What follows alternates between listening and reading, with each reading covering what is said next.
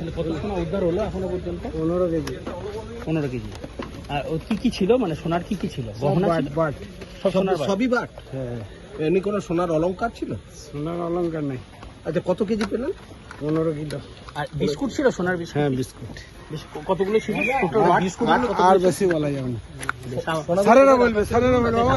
নামটা? আমার নাম নীলকণ্ঠ সালই। আমার বলতে 15 কেজি, 15 কেজি। এই যে আস্তে আস্তে বাট। শোনো, আমি আর বলতে পারছি না। আমাকে নিষেধ করেছে আমাকে বলতে।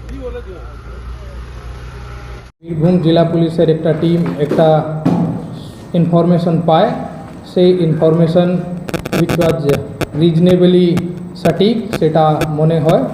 তারপরে পুলিশের টিম একটা জায়গায় ইনফরমেশন ছিল কি কোনো একটা বাড়ি মোহাম্মদ বাজার এরিয়া এলাকায়, ওখানে illegal cash and gold in huge amount ওখানে ইলিগালি কনসিল করে রাখা আছে। অ্যান্ড যে গোল্ড অ্যান্ড ক্যাশ আছে সেটা একটা সিন্ডিকেট অর্গানাইজ গ্রুপ, যে গ্রুপকে একটা লোক যার নাম মোহাম্মদ নজিবুদ্দিন আলিয়াস টুল্লু মন্ডল, মোহাম্মদ বাজার এরিয়ার, ওনার সিন্ডিকেটেড ক্রিমিনাল অ্যাক্টিভিটি গ্রুপের লোকের কাছে রাখা আছে। পুলিশ সে ইনফরমেশনকে ওয়ার্কআউট করার পরে ওখানে আজকে আর্লি মর্নিংয়ে সার্চ অপারেশন চালানো হয় বিএনএস অ্যান্ড বিএনএসএসের প্রভিশন অনুযায়ী আন্ডার ভিডিওগ্রাফি। মর্নিং থেকে সার্চ অপারেশন এখন কন্টিনিউ চলছে।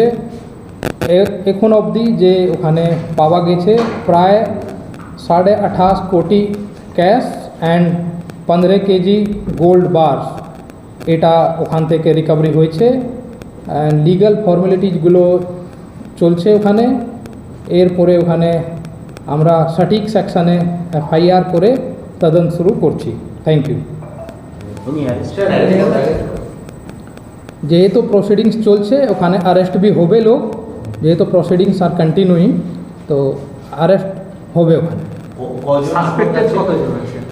সাসপেক্টেড ওখানে আপাতত একটা লোক যার নাম আছে মোহাম্মদ মিনার মন্ডল, বাবার নাম আলাউদ্দিন মন্ডল, দেওচা মোহাম্মদ বাজারের বাসিন্দা। ওনার বাড়িতে এই হিউজ পরিমাণের ইলিগাল ক্যাশ অ্যান্ড গোল্ড বার্সগুলো রিকভার হয়েছে। অ্যান্ড উনি ওনার এক্সামিনেশনের সময় বলেছে উনি যে টুল্লু মন্ডল আলিয়াস নজিবুদ্দিন মন্ডল নামের যে লোক, ওনার সঙ্গে মিলে সিন্ডিকেট অ্যাক্টিভিটিগুলো যে চালাতো, সেই ক্রাইম করার যে প্রসিডস অফ ক্রাইম আছে, সেই প্রসিডস অফ ক্রাইমের ক্যাশ বা গোল্ড আছে। Thank you. এই সিন্ডিকেটটা কতজনের সিন্ডিকেট ছিল, কি পেয়েছেন আপনারা? সেটা তদন্তের বিষয় আছে। Now I am switching to the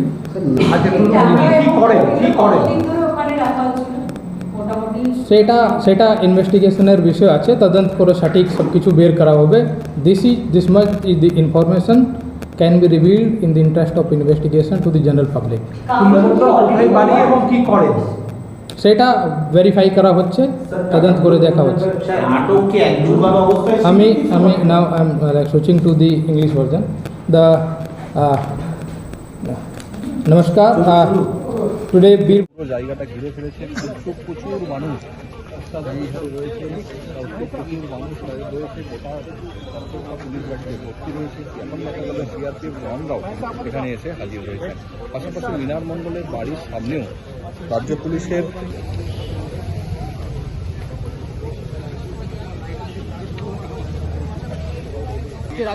সাথে সাথে যেটা পুলিশ সূত্রে জানতে পারছি মধ্যেই কিন্তু রাজ্য পুলিশের পাশাপাশি এবার আধা সামরিক বাহিনীও ডিপ্লয় করলো বীরভূম জেলা পুলিশ।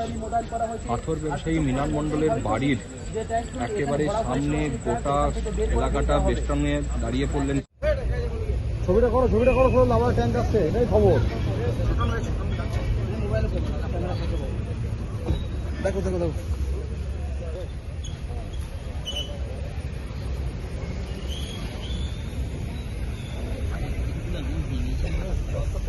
একটি ট্যাঙ্ক, টাকা রাখার ট্যাঙ্ক নিয়ে পুলিশের আধিকারিকরা তিনি ঢুকলেন। অর্থাৎ আরও টাকার পাহাড় আছে এটা বোঝা যাচ্ছে। ফলে আরও একটি ট্যাঙ্ক নিয়ে পুলিশ একজন কর্মী তিনি ঢুকছেন। সেখানে দেখা যাচ্ছে একটা বড় বাক্স, সেই বাক্স আবার নিয়ে যাওয়া হচ্ছে। এখন রাত্রি 8:10, ভোর 3টে থেকে এই বাড়িতেই তল্লাশি চলছে। এখন রাত্রি 8:10, এখনও টাকা রাখার জন্য ট্যাঙ্ক যাচ্ছে। ফলে আমরা বুঝতেই পারছি